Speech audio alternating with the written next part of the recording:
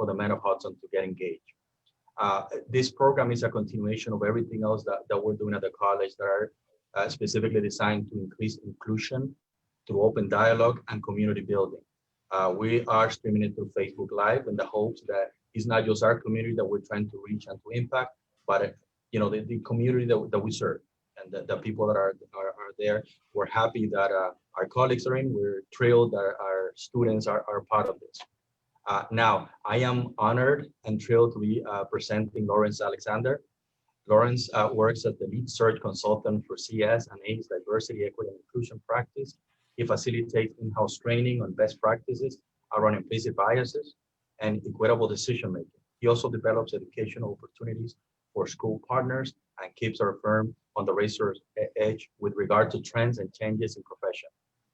Just to list some of his previous experience, Lawrence has spent a decade as a college counselor in both public and independent schools. He has worked for the Young Women's Leadership School of Astoria, the Business of Sports School, Ross School in New York, and the White Mountain School in New Hampshire for the last three years. He has also served as a director of equity and inclusion at the White Mountain School and has established himself as an industry leader through his work with Eastwood School, New York, Brown University, the Association of Independent Schools in New England, and CSNA. Lawrence has also served on the editorial board for the Insight into Diversity magazine. Education and interest, Lawrence received his bachelor's degree from Kane University in finance and his graduate degree from Montclair University in counseling and higher education. He lives with his wife, Monique, and together with, they have 5 children. Lawrence is an avid fitness enthusiast and loves CrossFit. He's a 3-time Tough Mudder finisher. And finally, this was not in the description, but I just wanted to add that Lawrence is originally from Jersey City. And when we talked about that, he's like born and raised. So we're very happy to welcome someone back from our community to coming back. And Lawrence, the floor is yours. Take it away. Oh, yours, man. You're far too kind. And to all my colleagues, thank y'all so much for making time. And I think my value today is to follow the 5 B's of public speaking for Black men. Be brief, brother, be brief. As moderator, my job is to present to you this August panel of colleagues that I have to be able to facilitate the conversations we want to. So welcome all of you, both participating now via Zoom and those of you streaming live on Facebook. We know that throughout our program, we'll have an opportunity to engage both audiences. For our Facebook community, you'll be able to engage during this panel and you'll be able certainly to send in your questions and we'll both answer them now and in times after. But after our first hour, when we go into our breakout sessions and then come back to debrief, we won't be sharing with our Facebook Live community. So of this program, you'll have our first time together, and then we'll certainly share with you out after. For those of you who are joining us via Zoom, you'll be with us for our full program. Yes, both this hour-long panel and in our breakout groups and being able to discuss after. So Facebook, we're excited to have you here. Zoom will be with y'all for the long haul. Wherever you can find a comfortable place in your seats, please get comfortable. Welcome to this conversation, gathering our men of Hudson to rest these candid conversations in a time where candid conversations are exactly what we need to be having.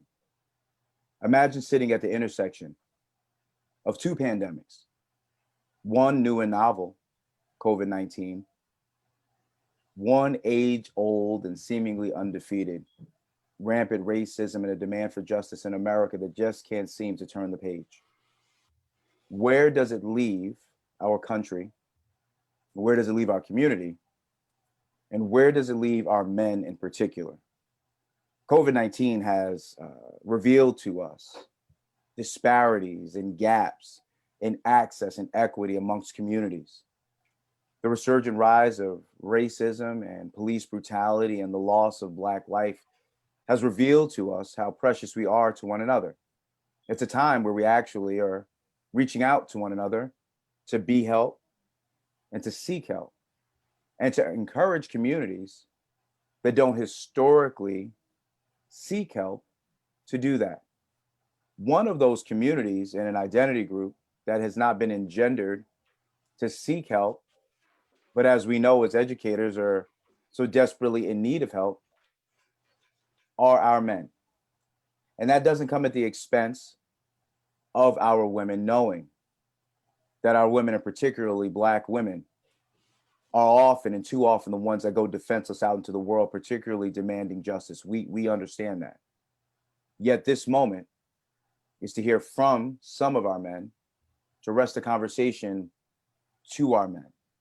And so if we can hold an appreciation and an integrity that that's our audience, we're in for a really productive and candid conversation this afternoon. And I am excited about the panel that we have for you today. I know that you will be too. Following and obeying my own rules of my 5 Bs, I'm going to present this panel to you. And we have some questions that simply facilitate a conversation. Now, I'm going to speak to the urge that may rise up in you as we share. You may rise up with a question and you feel like, I want to ask it now.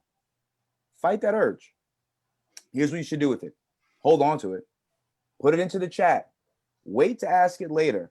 But what we want to try to do is resist the urge to interrupt this great panel and the great sharing that we have. So the discipline will look like listening to our panel first, and will certainly, trust us, have time for Q&A. I'm excited to present this panel to you. And please, my dear colleagues, forgive me for any mispronunciation in your names. I am doing my very best. Please feel free to correct me. I will not take offense. Our first panelist, Dr. Veleno Jossel, is an associate professor of biology in the STEM division at HCCC.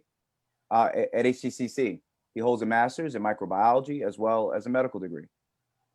He is a committed professor that is known for pushing his students to do their absolute best. He has worked in higher education for the last 15 years and admires the mission and vision of community colleges. Doc, thank you for being here. Thank you. We'd also like to welcome Dr. Christopher Konzin. And his pronouns are he, him, his. And he's the executive director of the Secaucus Center and Early College Programs, and has been with the college since May of 2019. Well, welcome. You just celebrated an anniversary.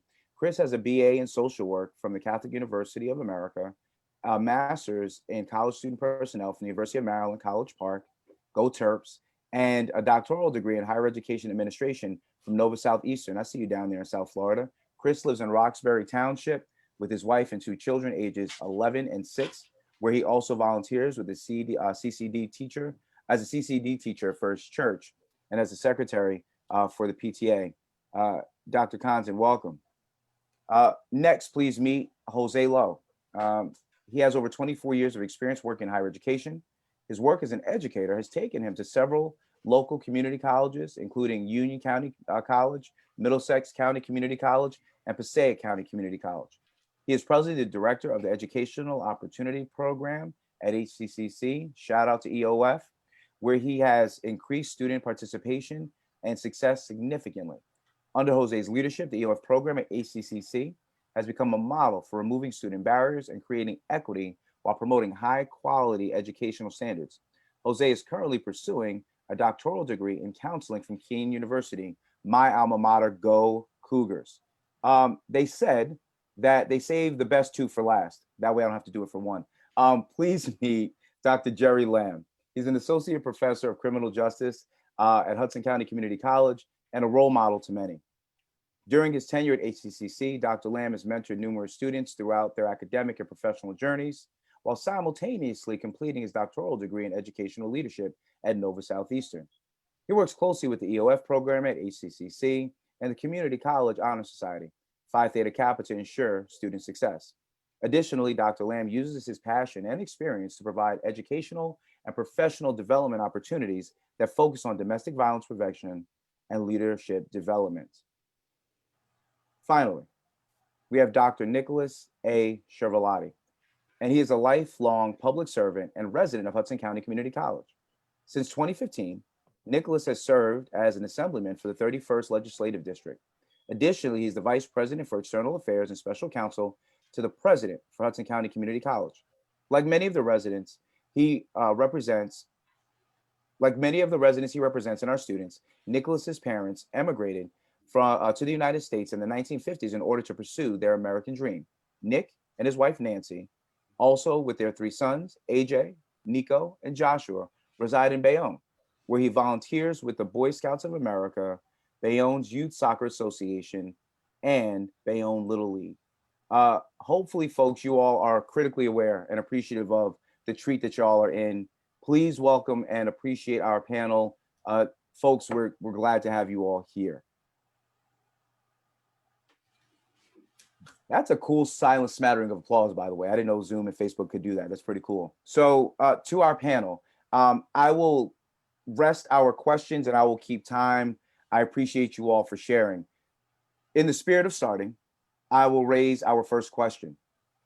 Please feel free, and you can go individually. If you feel like there's something salient to share, you certainly can. Everyone doesn't have to, but as it meets with you, please feel free to share. Our first question, please start by telling us why you believe that men need spaces like these to dialogue difficult issues. If there's someone here wondering why, in all of the air of male privilege and all the ways in which men already have their spaces, if we started around the subject of justification, in your opinion, and any panelist can go first, why do you believe, our panelists, that men need spaces like these? Anyone can start. I'll start. So our program is driven by data, and our data shows that men, do, for the most part, do not graduate from college, especially minority males. And both our Latino and our African-American males. And that's something that we strive for, to bring them the avenue for them to speak and to share ideas. The EOF program has created a male Hudson group and a women group also called WAVE. And we've been having that group for the past almost 6-7 years successfully. And even during the pandemic, we're meeting with our males and giving them that platform, the avenue for them to come in and speak. Because it's not easy. It's not easy to talk about issues, concerns, and insecurities, especially insecurities that is promoted in the environment, and it's hard to break. So it's important to have this type of conversations, not only with ourselves, but also with our students. Jose, thank you. The floor is open to all the panelists. Thank you for the introduction, Lawrence. If you still lived in Greenville, you'd actually be a constituent of mine. I think the reason you need safe spaces, I think it's what type of safe space, which I think we need to distinguish, the movement that occurred with the LGBTQ community, right, where we're creating physical safe spaces for individuals and certain groups. You talk about privilege that, that clearly exists within the male-dominated society we live in. But as a father of 3 boys, one of the concerns I have is that they don't have a safe, healthy space to have candid conversations about the issues that we're facing. I have a 15-year-old and 16-year-old, and I feel like there's a lot more self-censorship going on. Because as they refer to it, they're concerned about being canceled. And I don't think that's a healthy thing. I think in general, if we're going to move forward and we're going to educate each other, you need to be able to do that in a healthy, open environment. Thank you very much. And I'll take over. And again, Lawrence, thank you so much for the introduction. And yes, indeed, I'm a man of Hudson. I'm so happy to be here and see all those faces here. In terms of your question, it's a little easier for me, as a Black man here in America to, have a safe space to communicate or to convey certain, for us to speak among ourselves and among other men in the spirit of diversity. There are certain cultural issues, certain aspects of my life that I think are important for people to understand, and vice versa. So having a safe space to communicate these particular things are very important. So it's healthy for men to have a conversation. And not only that, let's take it beyond and let's take it a step further. A lot of us Black men and also a lot of other minorities here in America are raising Black kids and other minority children, and we need to communicate among ourselves.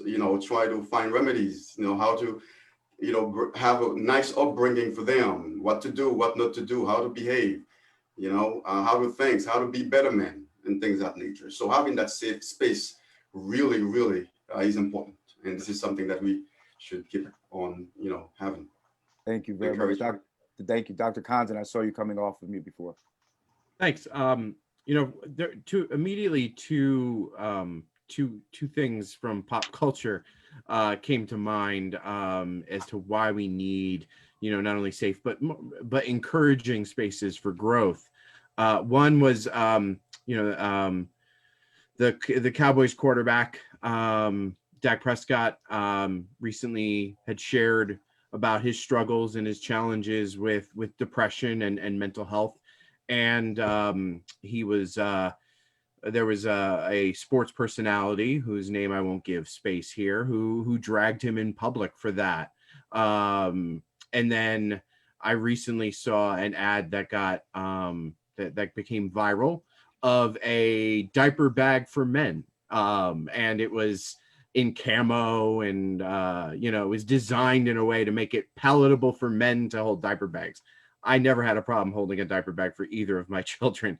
They were godsends. But we need spaces where we can, re-educate each other and also give each other that space to talk about these things that culture tells us is not what it means to be a man.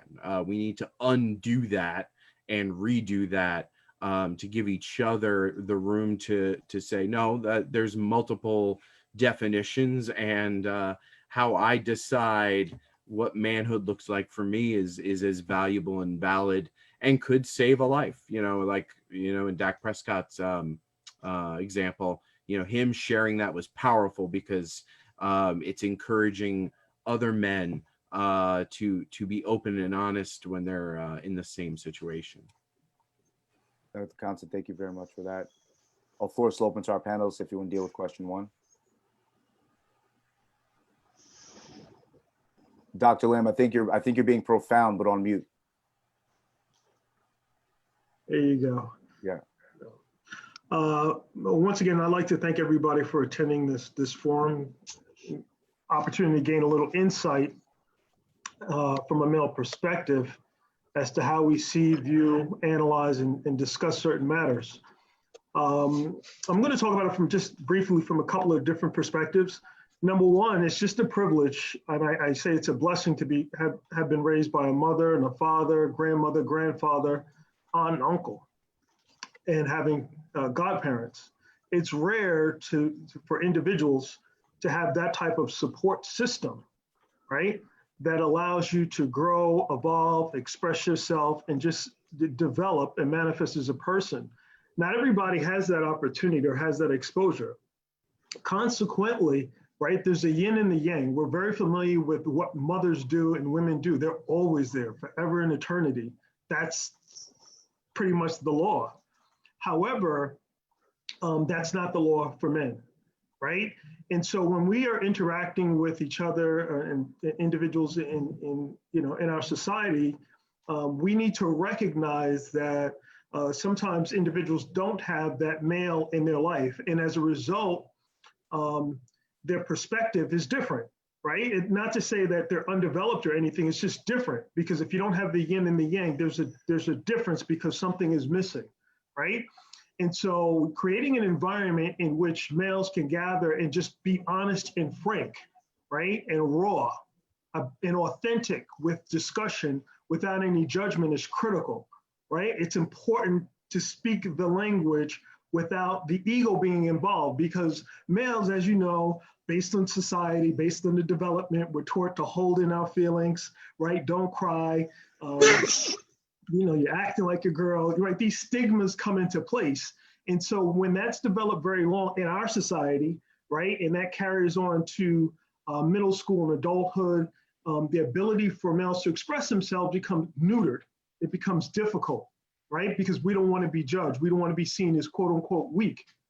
So creating a safe space where we can be frank and honest and raw without judgment is essential, because then we can see what kind of issues, challenges, commonalities we have, and especially from the perspective of a mentor, provide advice, alternatives, and suggestions so that these men,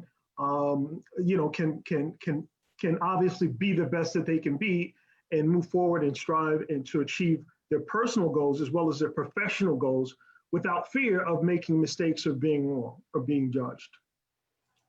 Dr. Lamb, thank you so much for that. I will bias us to action because there are a number of great questions and still great responses. Thank you all for establishing, in the spirit of justification, why these spaces are important. The help you get is only as good as the help you ask for. And speaking to the necessity of spaces like this was an appropriate way to start.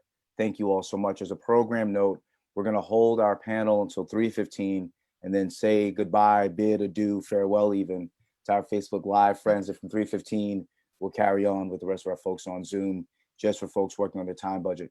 Panel, jumping into question 2.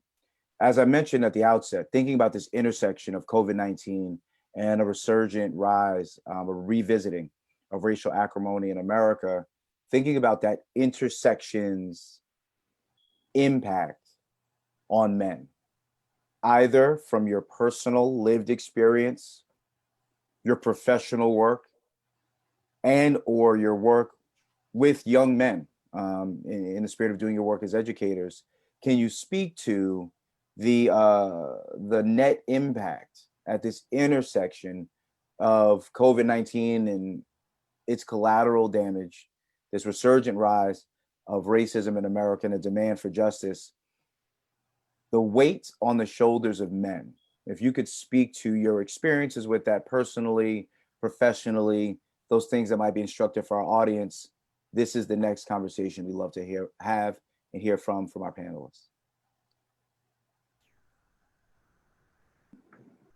Well, let me just quickly start off with this one from a criminal justice perspective.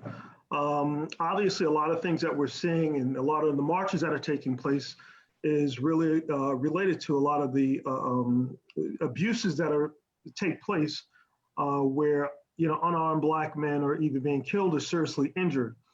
And so it's just important. I tell all my students this, I tell my mentees this, the bottom line is we have to be part of the solution. Right? We have to be part of the solution. You have to be in the system to make these changes. In law enforcement, you look at places where the qualifications is your high school diploma, 18 years old. I mean, that's absurd. That's ridiculous, right? You're making life and death decisions and you're not even finishing developing as a person, right? So in order to address this issue, we have to have individuals who are policymakers. Right? So what do we need you to do? I need you to get your associates, get your bachelor's, and I need you to move into and be in a position where you can make these changes. So this is the importance of being, here at Hudson and continuing your education. I don't need you to run off and rush into any of the agencies and the forces right away because you have the minimum requirements. This is what leadership is about, right? It's about excelling at what you do. So part of my mentoring and part of me talking with the students is I have high expectations. And in order for you to be in a position to make changes, right, AE policy changes, or you're in the brass, right, you're a brass or an officer in a department, it requires you to get the credentials necessary for you to excel. And then and only then can you be in a position to make the necessary changes that would reduce and or alleviate and or prevent, right? Because now you're setting the policy as to how we hire, right? How long the training is, right? The intensity of the background, everything is just changed, right? Because you're part of the solution. And so that's my take when I speak to students and my mentees. Thank you, Dr. Lamb. Right. So let me follow this up real quick, right? So I agree pretty much with everything that Dr. Lamb stated a little bit earlier. The only thing that I would like to add is to be part of the solution, you have to be on the table, right? You have to be seen, And we all know, what's going on in this country. We all know what has happened. And we all know that the legacy of, slavery really seemingly still has an impact on minorities here in this country. And I like what we're doing here and what all the community colleges are doing to try to ensure that more people are on the table to address certain issues, to ensure that our men are well structured or well educated, so they could face a better future. Now with COVID-19, with all the protests going on, everything seems very chaotic. And you were talking about safe space earlier. So it's important that we here at the college continue to provide that space for our kids, our students to continue to do that. So being part of a solution, that's what it is. But we have to be on the table to partake in the conversation and effect change as we should. Thank you. Mm-hmm. If I can, I think those are all excellent observations and comments. I think we also have recognized that we bring our own perspective based upon our history, right? So as a white man, my view of COVID and the murder of George Floyd is clearly different, all right, than an African American man. Okay, and on COVID, we know it's disproportionately impacted underrepresented communities, right? Whether it's 2.5%, 3.5 times, whatever the math is, we know the data that it's impacting those people who have been punished by a racist system, and we need to recognize that and put that out there. As far as the protest and the Black Lives Matter movement, as an elected official, in dealing with some of my colleagues, it is just exhausting, right? And I think it goes to what Chris was talking about as far as Dak Prescott talking about issues of mental illness. It's okay. It's not weak to recognize that you need help. All right, there's strength in that. And I will tell you that over the last couple of months, what I've seen in the community are Black men and women, but Black men exhausted from the fight, right? Just, I have one particular individual I'm thinking of now, Lawrence, who leader within the community. We were doing a lot of events together, trying to bring people together. I think the response to Black Lives Matter is generational. There's some generational split, to Dr. Lamb's point, right? An older generation wanting to work within the system to be part of the change, a younger generation who believes the system is broken and needs to be torn down and rebuilt. And just watching the pain and anguish that this individual is going through and not really being in a position to get him to, seek help and recognize, like, yes, it's overwhelming, right? Yes, it's overwhelming. And quite frankly, he also happens to have, a teenage son, my son's age. And when you talk about, the different experience, right? Two young men attending the same school, right, who have completely different relationships with law enforcement, the stress and burden he is feeling, I may sympathize with, but I don't understand, right? Because that's not the world that my children, that I'm raising my children in. And it's important. This is why I think these safe spaces are important, because I think it's important to put it out there and recognize that these differences and distinctions are real and have everyday consequences for individuals as well as groups. I think what you said is so well put. I've heard a colleague say of COVID-19 and even racial injustice in America, we're all in the same storm, but we're all not in the same boat. And so thinking and appreciating the different boats that we're in, I think is instructive. Thank you for that. Other panelists on this topic of life at the intersection. Also, I think, again, speaking as a white male, I think it's it's important for me to call in others like myself, particularly during a time like this, to do my best to engage the people I know and the people I come in contact in the conversations to help bridge the gap of understanding. I grew up in Morris County. I grew up in New Jersey, grew up in a neighborhood of almost solely white people. I went to college in Washington, D.C., became a social work major. My interactions with individuals and my understanding of the way the world worked was changed dramatically. It didn't change dramatically for me because I still existed as I existed, but my understanding of how it exists for other people was expanded.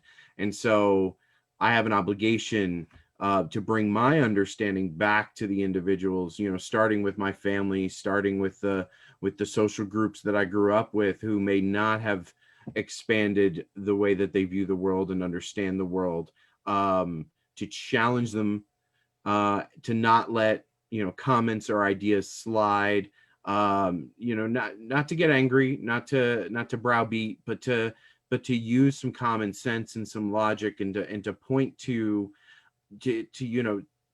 at least to get them to a point of empathy, to understand how individuals unlike themselves, in the case of police brutality, how Black men are treated in the system, how the cycle keeps on repeating, and the reactions are to the cycle repeating and nothing seeming to change.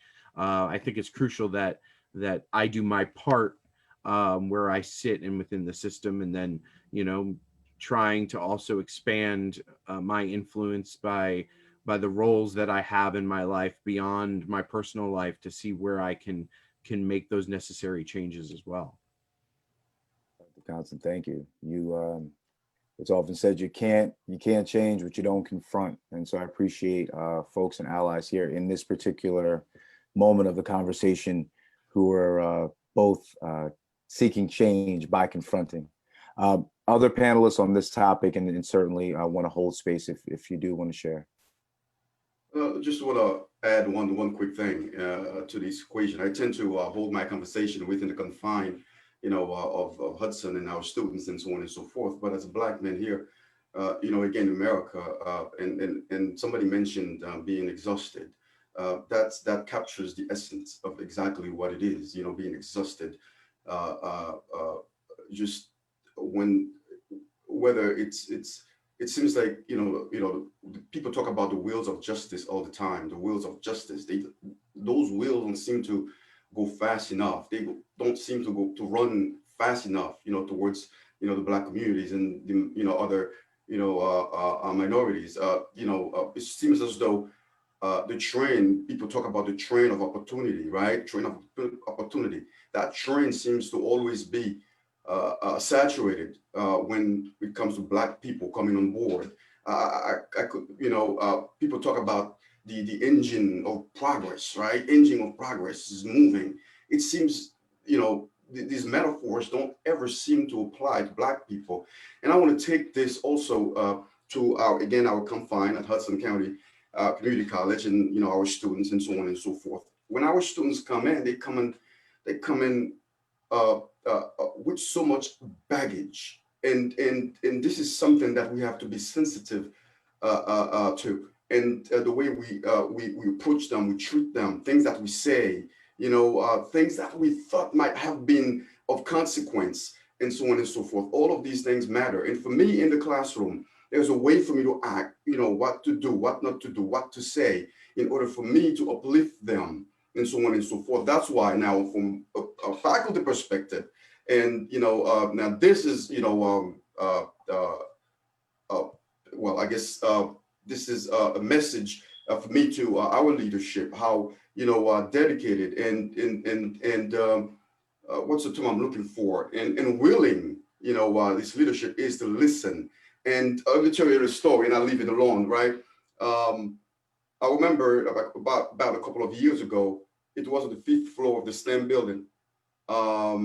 Then candidate Reber just got out of the elevator, and I looked at him and said, "Hello, how you doing?" You know, then he was appointed, I think, about a month later or so, and when he left, I go, "Oh, Lord, yeah, there we go again." But he has proven me wrong. He has proven me wrong. The amount of listening that he's willing to do, and it's amazing. The culture at our college is changing, and I can see that. I can say right now, his approval rating for me, it's 35%, and that's high. That's high. That's super high. So that's amazing what we're doing, creating safe space, and it continues. So let me yield the floor. If I don't want to take much time.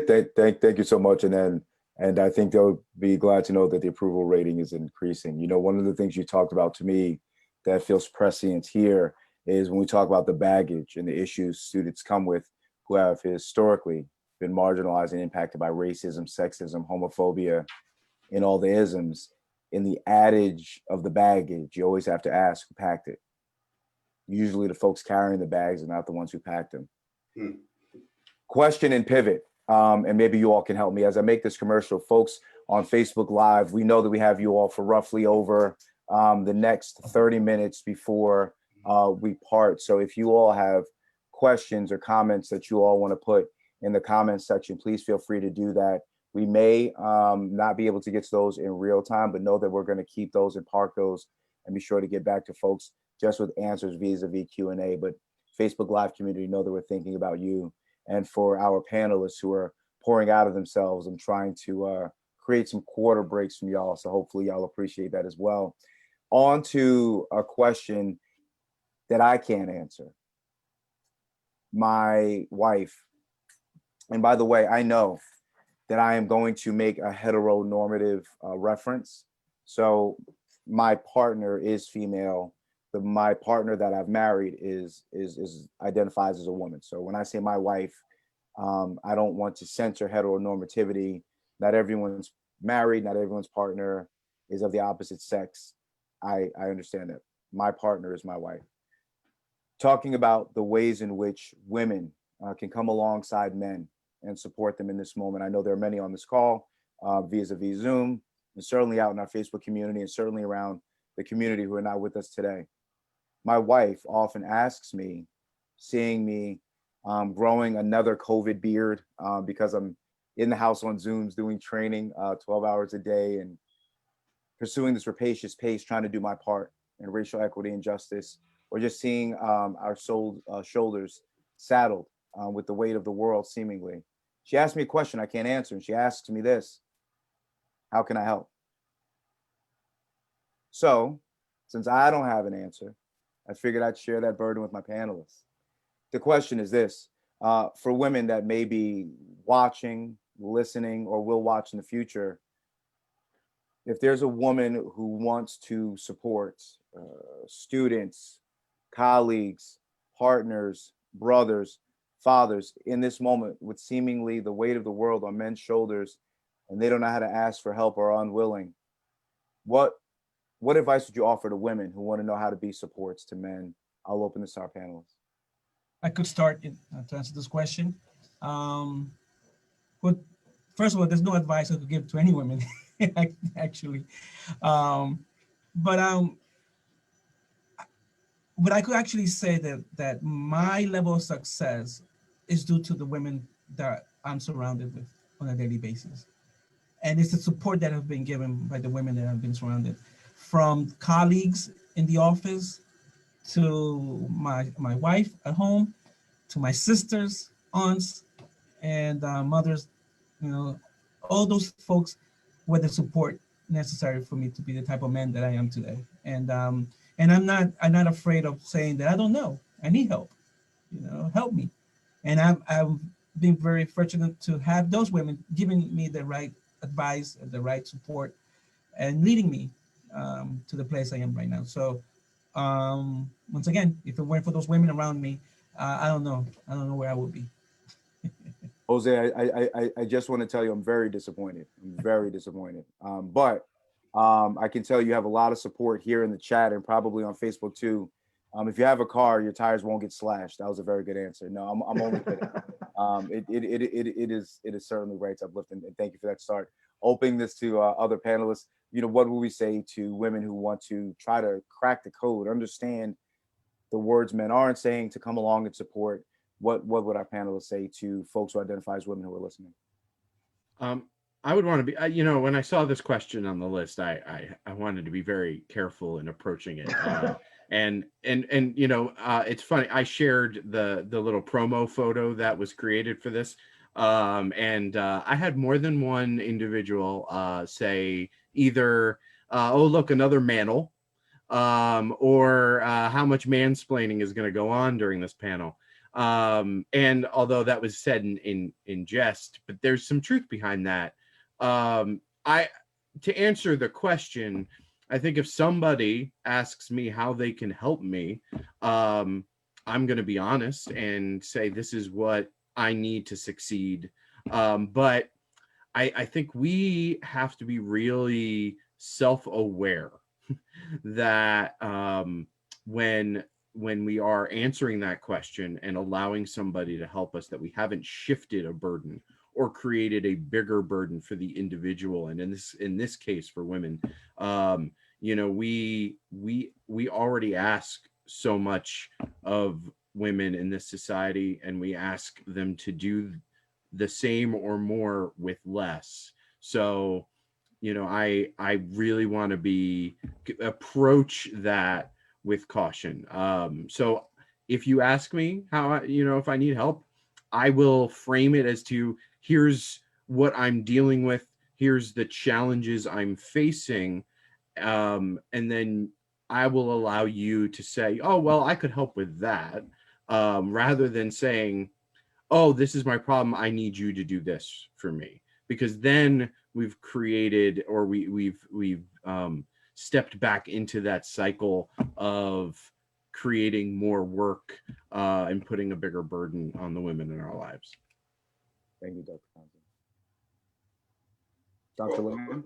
Let me say a few words about this. Well, let me get Dr. Lamb, because I saw him come off of mute. Oh, go ahead. Oh yeah, just quickly. Yeah, women are always there. They do everything. It's the beginning of time. Yada yada yada. Like, it's the truth, right? That's the norm. However, the bottom line, if you ask me, women, when they are interacting with men, and the best thing they can do is say, look, you need to talk to men. Women are communicators by nature. They will communicate. They'll talk, right? Some men will say to a fault. Not me, I just said some men, right? But men don't do that. So when we have issues or challenges that need to be addressed, right? The question is, how do we do that? So the best advice that women could say is, hey, look, did you talk to him? Did you guys sit down and talk? Right? It's about communication. That needs to be encouraged more than anything. Because with men and testosterone, yeah, starting the car, it's kind of difficult to start that car and have that dialogue, right? But that is what needs to happen, and that needs to be encouraged. Yeah. Thank you very much. Oh, I was about to say something. It seems as though Dr. Lim communicated my thoughts very well here. I was going to say, you know, ask and listen. Ask and listen. Just ask me, and I'll let you know, and be willing to listen, and let's work together. So that's that. Just in summary. So Lawrence, I was going to try to skip this question, but I don't want. I'm not letting y'all, man. Nah, y'all got to hang here with me. Since we're in a safe zone here. Look, I think it's the same what we can do for the women in our lives, and it's the same thing they can do for us, which is what my colleagues already talked about. It's about communicating. I think the tendency for men is to try to solve every problem. Like, everything has to have a solution. Where the powerful women in my life who and fortunately, like Dr. Lamb, I grew up in a 3-generational household. So from my grandmother to my mother to my wife, are constantly trying to explain to me that not all problems need to be fixed. Sometimes you just need to talk about them and have them out there, because there is no immediate solution. And I think the flip side, though, from a male perspective, is being open to listening to that, right? To not sort of trying to be the bull in the china closet and solve, and solve every problem, whatever that solve means, because God knows we don't solve a lot of problems. But I really don't know. I mean, I've like many of the people on this panel, I don't know if I'd give my wife any guidance on how she can help me. I mean, I will tell you that, my wife, who's a PhD neuroscientist, has explained to me that I don't mansplain because I'm condescending to everyone. And, she's just kind of given up hope in that regard. But I think that's the big thing. It comes down to communication. It comes down to actually listening. But I think that's more on us than on them. One thing Dr. Lamb said that I think is really important, though, is this encouraging men to talk to men is something we really should tease out more, right? Because most of the male relationships are not healthy relationships, right?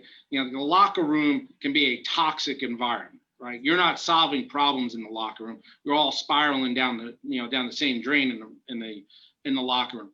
But this idea of talking to men in real ways, and open and honesty and being vulnerable, is really important. It goes to something else that I think Dr. Jossel and Dr. Lamb talked about when we talk about our students, in this case, our male students.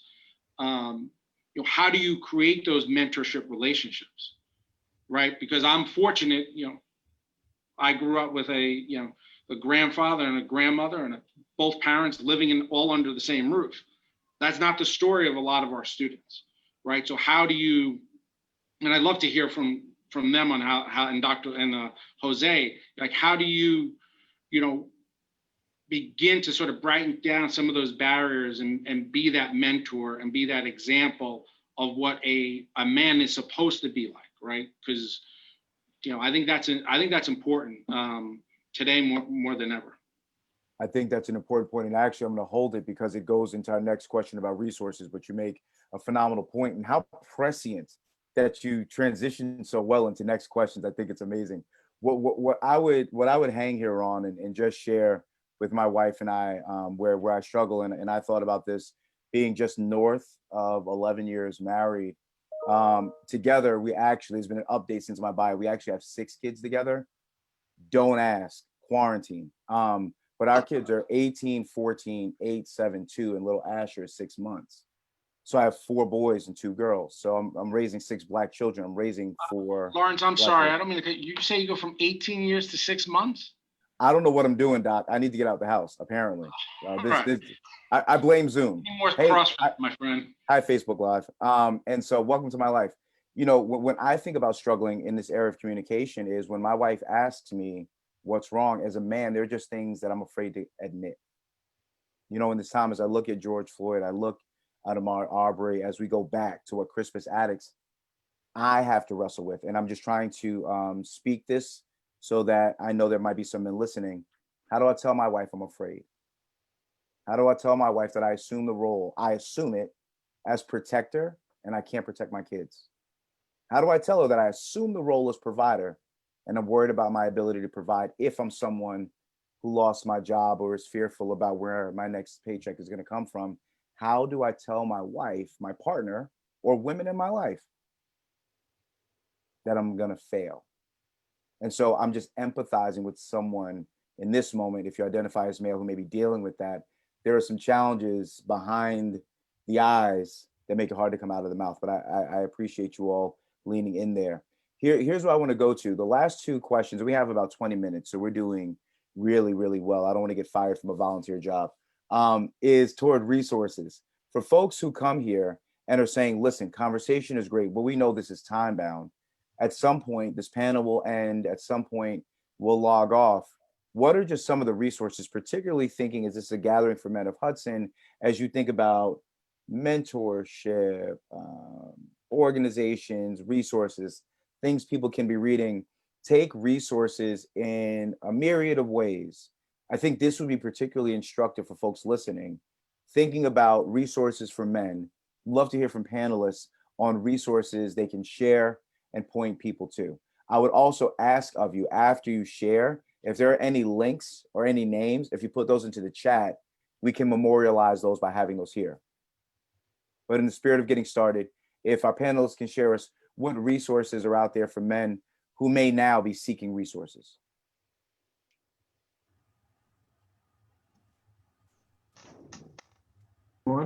Okay, so there's a couple of things, and I know Jose will chime in.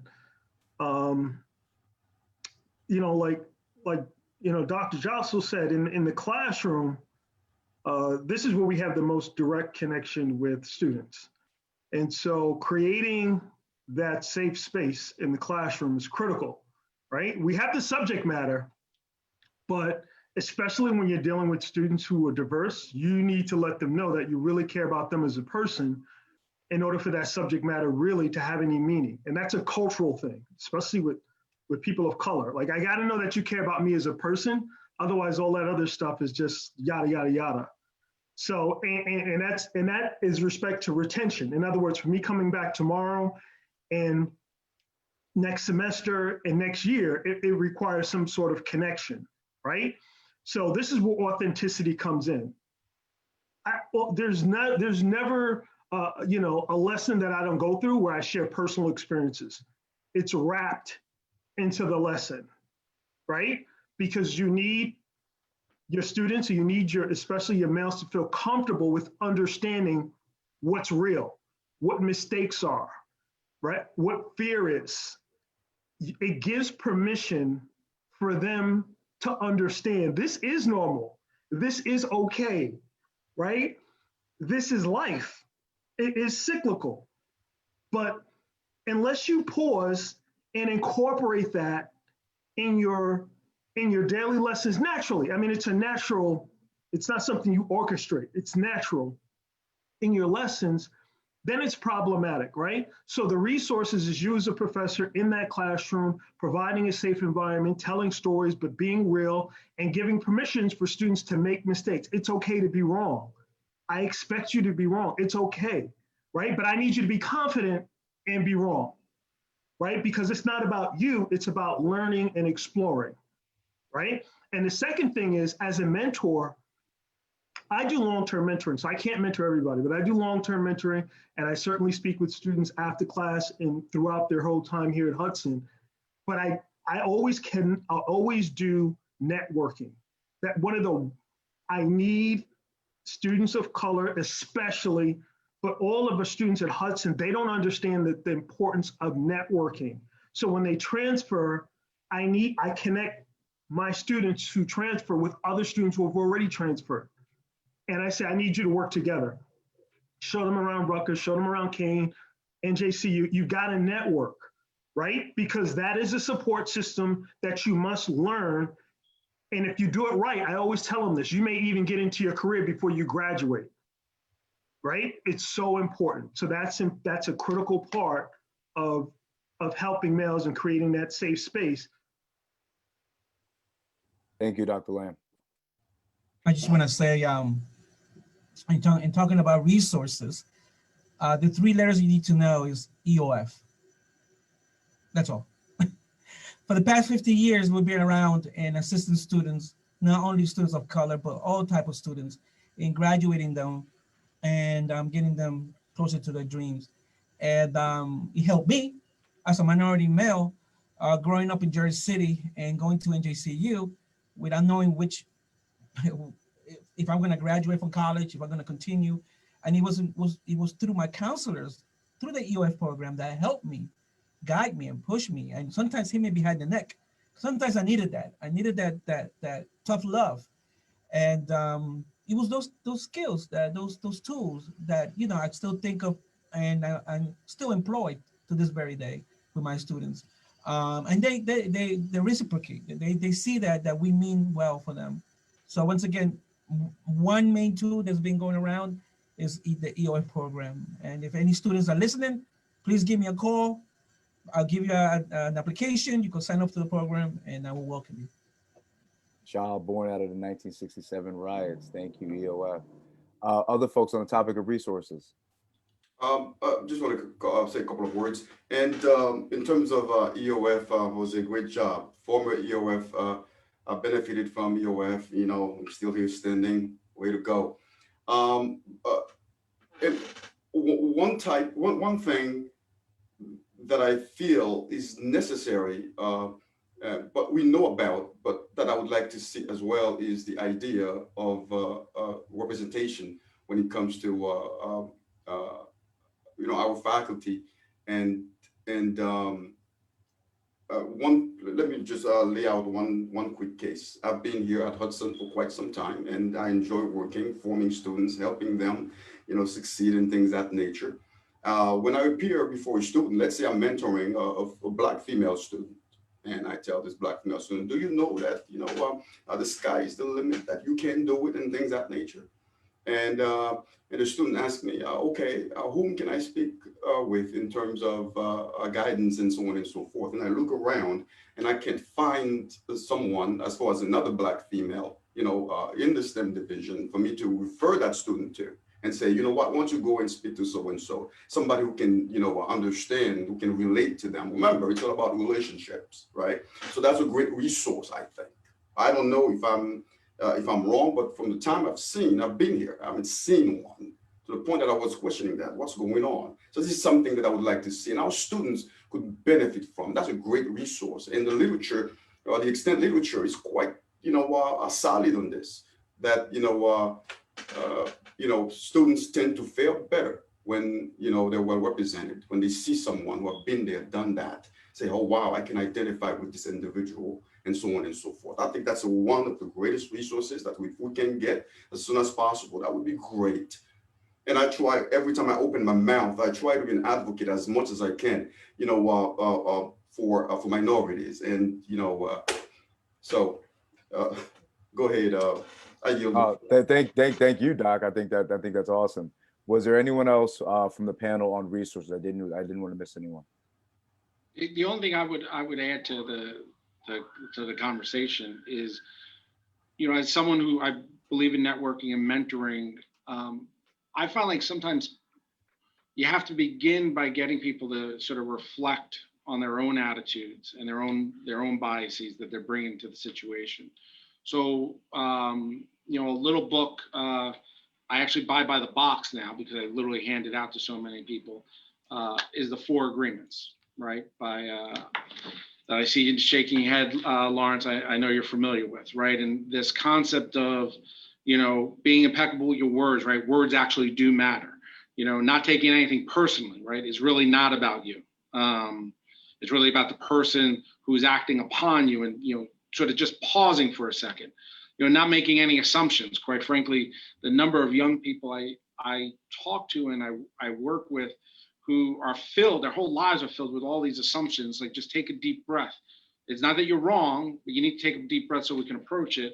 And then the last one, always doing your best. But I literally have a box of these books that I buy, I think once or twice a year, end up carrying around in my car and handing out to young people as you try to sort of mentor them and, you know, help them move forward and help them sort of recognize who they are and where they fit in the world around them. I love it. It's a great resource if folks haven't read it, and I highly recommend buying it by the box, man, to hand them out. That's awesome. Here's what I want to move us to, and for our panelists, just know that in this marathon, this pantheon of questions and responses, know that I feel 10 feet taller for your sharing, and that much better for knowing you all. So I'm grateful for what you shared thus far. But I'd be remiss if I didn't have us wrap with the final question. And what I'm going to try to give you all in the spirit of legacy is thinking about kind of your final minutes. I'm going to give you kind of a little bit of a lead and a question, and we'll take about a minute to respond. And it's essentially an appeal. I'm mindful that there's likely someone here on Facebook Live, or someone who cares about someone who's watching on Facebook Live and here on Zoom, who needs to make an appeal to a man who needs some help, who who may not come from a culture of help-seeking behavior, who is right on the precipice of asking for help, though they've been displaying these signs for a while.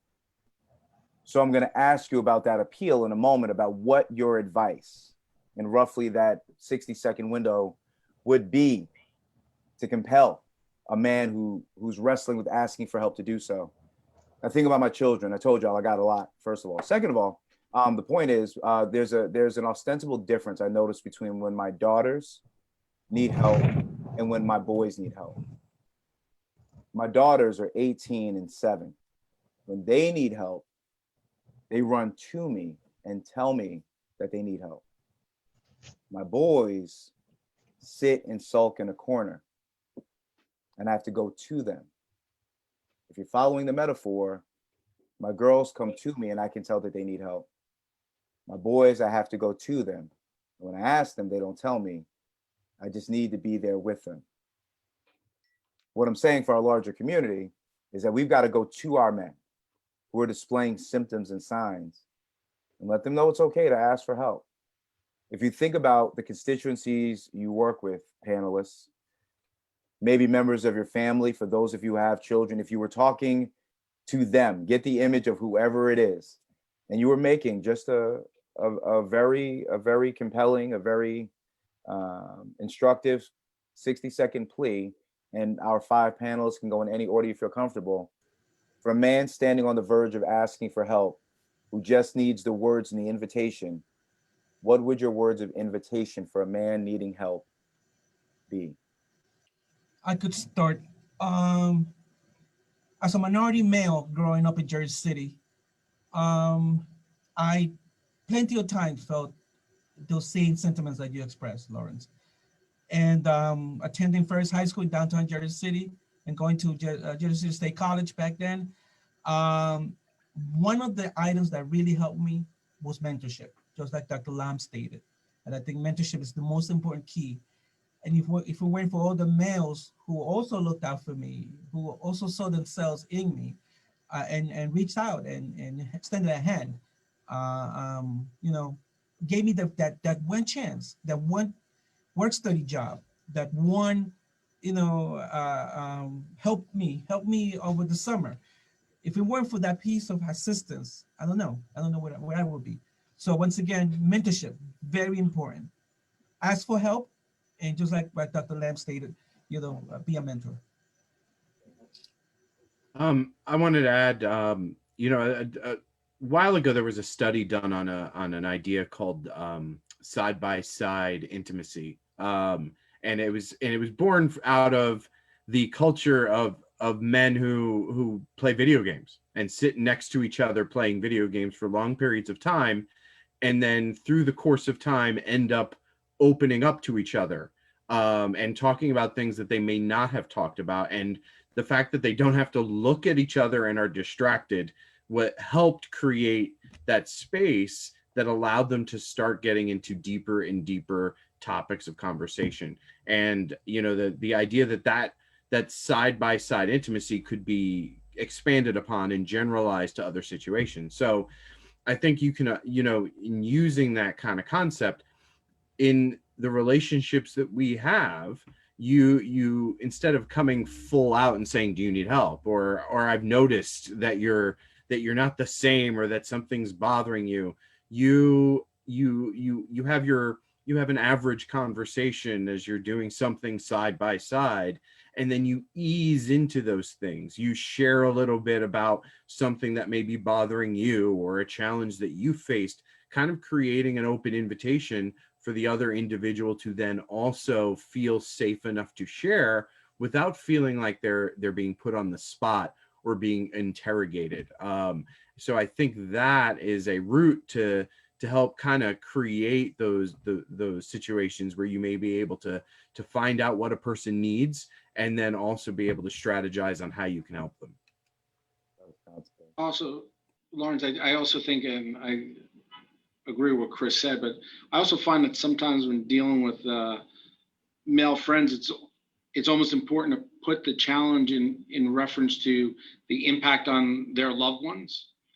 I think generally speaking, people, and men in particular, are okay with taking on the pain, and eyes get open when they realize that it's not really just their pain, it's the pain around the people that they care about the most. And that sometimes is a motivator to sort of break down that initial wall and getting someone to take that first step. Collateral impact in the world outside of us. Yeah. You know, I remember like a lot of years ago, I was graduating. It was high school, and you know, I stood, and there's this, you know, I'm going to call it a huge black man, who came and put his arm around me and said, "You can do this. You can do this." I never forget this, and that was my impetus. Really, for success. You know, first generation, my parents have, you know, they know nothing about higher education. Could you imagine? So that was a big deal for me. So I'm saying this to address the question. To me, it's all about relationships. Am I comfortable enough to come to you? Are you telling me, you know, do you care for me, right? So if you show me that you know, you appreciate me, that you care for me, that opens the door all of a sudden for me to come to you at any time and express myself. So it goes from, you know, from any type of relationship, you know, from a woman to a man, man to man, it doesn't matter. It's the building of relationship, right? It's what we're bringing to the table. Do I genuinely care about you? You know, once that is established, I don't think we have to ask the question of, you know what, is he going to come to me? Is she going to come to me? It's wait for it. It's going to happen. Because, you know, you'll get that call or that knock or whatever the case may be. So at the end of the day, the ultimate goal is for us to treat each other with respect and dignity. And if we can get that, I think the world is going to be a better world, and some of the aches and some of the problems that we have would be non-existent, right? So we have to look within ourselves, right? That introspection, that self-reflection, that examination that we have to do and say, you know what, I can be better. And we have to be better for the sake of our students, for the sake of ourselves, because, you know, I know COVID-19, everything is virtual. So we go to work, right? That's our little, you know, second home. So we need to be comfortable and build relationships. So it's about building relationship. Make me feel comfortable around you. You will hear from me each and every time about situations. Yeah, Jossel, I have to hop on the back of that because he's absolutely right. I mean, you know, anybody who's had me before knows I'm really, really tough, but right, there's a funny side to me that makes me approachable. You have to make yourself approachable, right? You can still be very stern and strict. It's the yin and yang. It's a balance, right? But you make yourself available.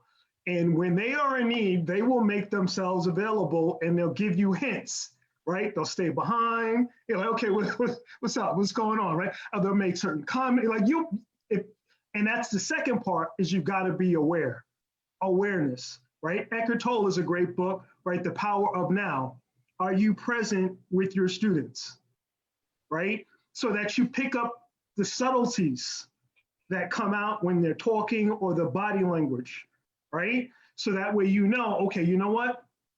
I'm going to speak to this person later because they're daydreaming, they're aloof, or, you know, just the nonverbals, right? The nonverbals, right? They want to talk, but they're hesitating to go out to class. You got to pick it up, right? But making yourself available in your environment, in your classroom, by making them feel comfortable. You have to be approachable. And that's why stories are so important, or cracking jokes here and there are so important, because they have to feel comfortable with you as a person to expose themselves, right? Because when I'm asking you a question, I'm exposing the inner me, right? So that's a deep process that men don't do, right? We don't give out our love or open our heart quick. No, right? So there's many layers that they have to go through to open that up, but we have to certainly create that environment. And one of the ways you absolutely do it is to A, be the model, right? And B, create the environment and make yourself available. The last thing I do want to point out, and then I'll let whoever else needs to go, and I forgot to mention this, is I always have former students come in and talk. I constantly have former students come in and talk, because their story from sitting at Hudson to getting their degree, and the ones that are already in their profession, it says everything. And they do Q&A, and I leave the room because I want students to get it out, just get it out. And that just creates a whole different environment. To wit, I've had colleagues say that students in mentoring, they don't care how much you know until they know how much you care. That's right. And so thank you all for that. For our Facebook family watching live in your several destinations, we have reached our port of destination. We will bid adieu to you, but we thank you for your time, your attention, and the investment of your energy. We'll certainly will make this recording available to you after. We are grateful, and hopefully you got something out of this, and you will be able to get in contact with our panelists and our moderators and organizers, so that if you want to continue conversations, you certainly can. Facebook Live family, we thank you. We will hit continue at another time, but at this moment, we bid you a good day. So thank you all for doing that. Facebook Live, thank you. For our folks remaining